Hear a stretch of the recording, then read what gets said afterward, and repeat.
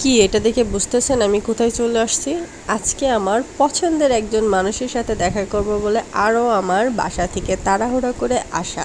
আপনাদের সবার পছন্দ নওরিন আফরোজ পিয়া, তার সাথে দেখা করব বলে আজকে আমার আসা, এবং তার ভিডিওটা কিছুদিন আগের ছিল। আজকে আমি আমার ইউটিউব চ্যানেলে আপলোড করতেছি। এই ভিডিওটা ছিল আর্টস অফ পিয়ার যেদিন শোরুম ঢাকাতে ওপেন হয়। বোনের বাসায় যাব বলে কথা, কিছু তো নিয়ে যেতেই হবে। নিজের হাতে সুন্দর করে একটা কেক বানিয়ে নিলাম, তারপর চলে আসলাম বোনের বাসায়। এখানে আনাবিয়া তার পাপাকে বিদায় দেয়। আনাবিয়ার পাপা নিচে আছে, আমাদেরকে রেখে আনাবিয়ার পাপা চলে গেছে। আসসালামু আলাইকুম সবাইকে। এসেই রান্নাঘরে ঢুকে পড়লাম। এখানে এসে দেখি আমাদের জন্য পাকান পিঠা আর গরুর মাংস রান্না করে। বোনের বাসায় আসছি বলে কথা, যত্নের কি অভাব হবে? সঙ্গে সঙ্গে আমিও পিঠার গোলাটা নিয়ে তেলের ওপর দিয়ে দিলাম, দেখি ফোলে কেনা এটা ভেবে, কিন্তু না, আমার পিঠাটা আসলেই ফুললো না।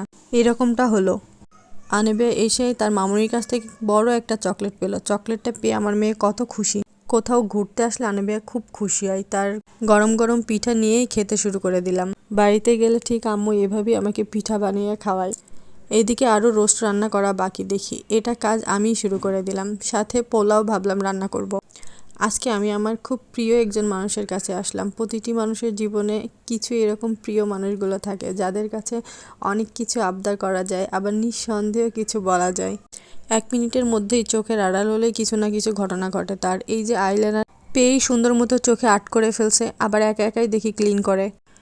রান্নাবান্নার সব কাজ শেষ, এখন খাওয়ার পালা। নিজে সুন্দর মতো একটু খেয়ে নিলাম। সব তরকারিগুলোই বেশ মজা হয়েছে। এখন আনাবিয়ার খাওয়ানোর পালা। তাকে খাওয়াতে গেলে 1 ঘন্টার উপরে সময় লাগে আমার। কত কাহিনী করে তাকে খাওয়ানো লাগে আল্লাহ। এক গাল খাওয়াতে গেলে আমার এত কিছু কাহিনী করা লাগে, কত কিছু বলতে হয় তাকে আমার। অনেক কিছু বলার পর শেষমেশ এই যে 1 গাল ভাত তাকে খাওয়াতে পারলাম। গল্প আড্ডাতে বিকালটা পার করার পর এখন সন্ধ্যা হয়ে গেছে। আনাবিয়া তার মামুনি মিলে কেকটা কেটে ফেললো। আনাবিয়ার কথা অনুযায়ী আমরা কেক কাটতেছিলাম। ও বলতেছিল তালি দাও, ফু দাও, তো ওর কথা অনুযায়ী আমরা দুজন মিলে এটাই করতেছিলাম। কেক কাটার পর খেয়ে দিয়ে একটু সন্ধ্যার পর আমরা বের হয়ে পড়লাম। আমি, আনাবিয়ার মামুনি মিলে বিশেষ এক জায়গায় যাওয়ার জন্য, স্পেশাল একজন মানুষের সাথে দেখা করার জন্য। তাকে দেখতে চলে আসলাম আর্টস অফ পিয়াতে। তাকে দেখার জন্য দেখি এখানে আরও মানুষের ভিড়। ঢুকতে না ঢুকতে এখানে দেখি কিছু পরিচিত মুখ দেখতে পেলাম, যাদেরকে সোশ্যাল মিডিয়ায় দেখেছি। আর্টস অফ পিয়া এর ড্রেসগুলো দেখতেছিলাম। এই ড্রেসগুলোর কোয়ালিটি বেশ আমার কাছে ভালোই লাগছে।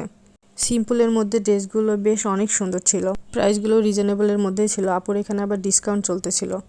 আর্টস অফ পিয়া এখানকার এই ড্রেসটা বেশ আমার কাছে ভালো লাগতেছে। বিশেষ করে এই ড্রেসটার কালারটা আমার কাছে এত ভালো লেগেছে, আর ড্রেসের ডিজাইনটাও বেশ সুন্দর। নওরিন আফরোজ পিয়া, ওনাকে দেখার জন্যই মেনলি ওনার শোরুমে আসা। পিয়াপুকে দেখার আমার অনেক ইচ্ছা ছিল, তো ওনার জন্য ওয়েট করতেছিলাম।